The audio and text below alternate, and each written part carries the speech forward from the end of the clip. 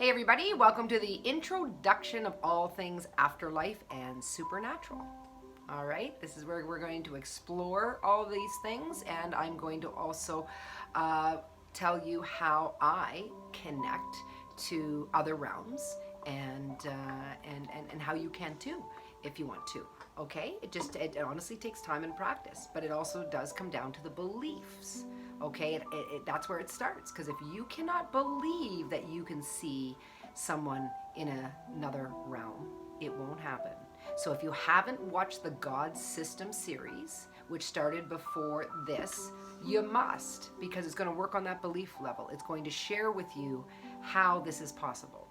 Okay, and you need to believe it's possible and not want it to be possible to be able to do it. What I would like to tell you guys today about the afterlife and what we're going to be doing here is it's not just about, I guess, dead loved ones, mediumship and just connecting with that. It's basically what we're going to do in this afterlife category is really talk about all the dimensions that are out there and all the realms and how the realm system works and this dimensional system works and where you can go and where you can't go and why you go where you go and all of that kind of stuff.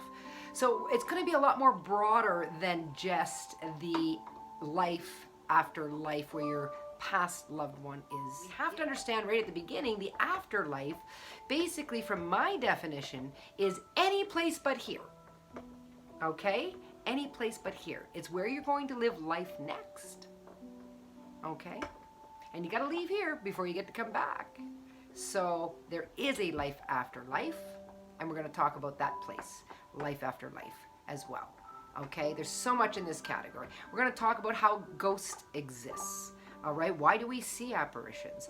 Why do some people see them and some people don't? What are they? Because they're not all the same things. Orbs. What are orbs? We're going to explore a lot of fun things, and maybe things that have been scary to you in the past that no longer have to be, because you'll see that there isn't anything to be feared in these realms, even though there is negative vibratory realms, absolutely, that I wouldn't advise anybody want to visit, right? But the thing is, if you're watching these videos, you're not going to those places. You guys don't go down there, okay? You guys don't resonate with that. You have moments in your life, you have bad moments where you might manipulate someone or hurt someone's feelings or reject someone, right? Or hurt yourself.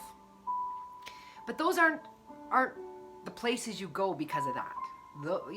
Hitler's in the lower realms, okay? So unless you're on that level, you don't got to worry about where you go. But you do have to be cautious and know what you're doing. What's important to know about this work right off the bat is you got to be cautious with it. So some people I know will say I'm being irresponsible by say, hey everybody, let's go realm walking together. I don't think so, because I think we need to learn it. So if you go realm walking in realms that you shouldn't be in, you're going to learn pretty quick not to do it, right? If you're resonating not at a light love frequency prior to the work you're going to do, then you're going to just, when you go to a different realm, you're going to go to the realm you're resonating on. That's all, right? It doesn't have to be scary. You just have to be in the right frame of mind to do this work and understand that if there's any type of anything negative within you when you're working in other realms, that it can be difficult. In general, most people doing this work, they're starting off in a very calm, grounded, relaxed place with a great intent. Therefore, that's where they're going. But we do have to understand that this isn't something you just do in any mood and in any environment, because there are other realms. There are beings, billions of beings running around this World Wide Web system that you're going to tap in on.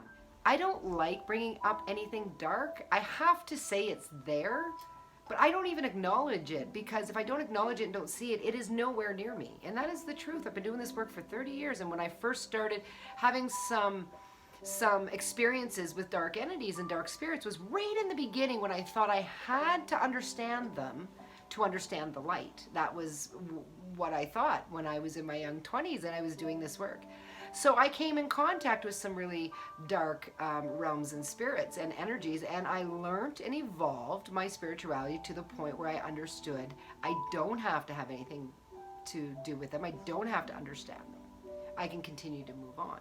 And as soon as I did that, I never had another moment of darkness from the other side. Okay, nothing's ever come into my meditation or hung out in my house or followed me in a car. So try to get that sort of thing gone from your thought process when we're dealing with the afterlife. But you do absolutely have to have a sacred space that has positive energy in it to do this work. And that space can't be a space that everybody's going in and out of.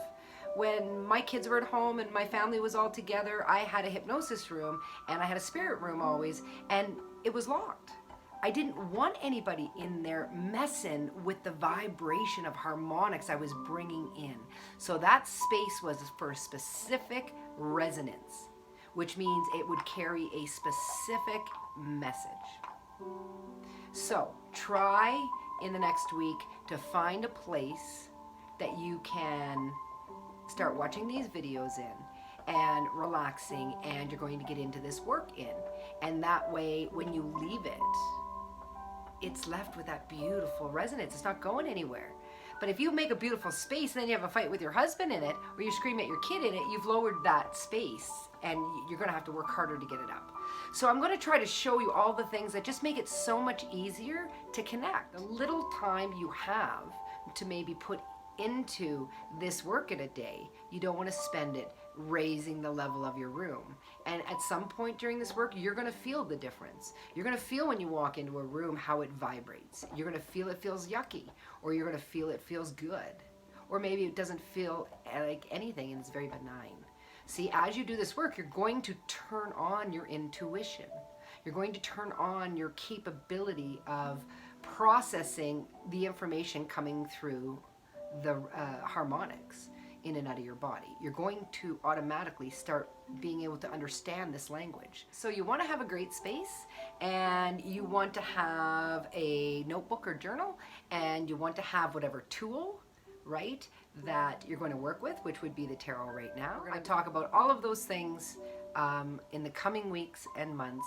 And I also want to tell you guys this. You guys can help me lead these videos. If I'm not talking about something you really want to know about, put the question in the comments. So if you have an experience you want to understand, or you just have a question, put it in the comments and I will answer it in the next week's video. This is just me hanging out with you guys, talking about what I think will help inspire you to take control of your lives, change it, and have a great manifested, beautiful reality. That's all this is, right?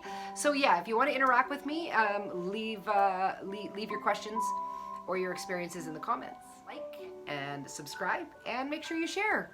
This information needs to get out there. I love you guys.